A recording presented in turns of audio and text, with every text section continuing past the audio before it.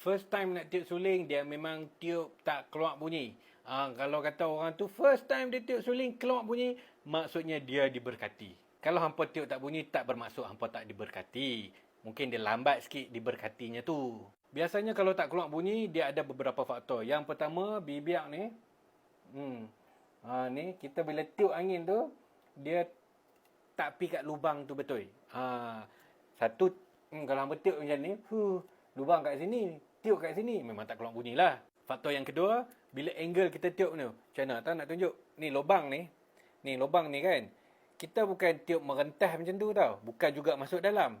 Dia somewhere in between. Angin kita ni kalau hampa tengok ni, dia bucu kat sini ni. Angin kita tiup tu, dia nak kena bucu tu. Supaya bila dia kena bucu tu, dia pecah. Separuh keluar, separuh masuk. Barulah benda tu menghasilkan getaran. Jadi nak kena tiup tu, angle tu bagi betul. So apa kena check lah. Macam mana nak check? Bila tiup tu kan, kita macam, kita tengok angin kita tu. Kadang kita tiup terus ke depan ke, terus ke bawah ke. Kita check. Hak tu saya tak reti nak ajak, nak kena tengok. Pasal apa?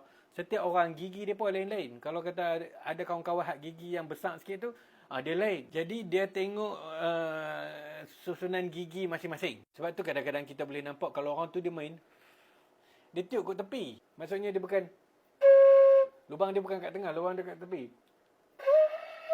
Saya pun tak reti nak buat. Jadi lain orang, lain style. Benda ni kalau kata tiup pertama kali tak keluar bunyi tu, jangan gundah gulana.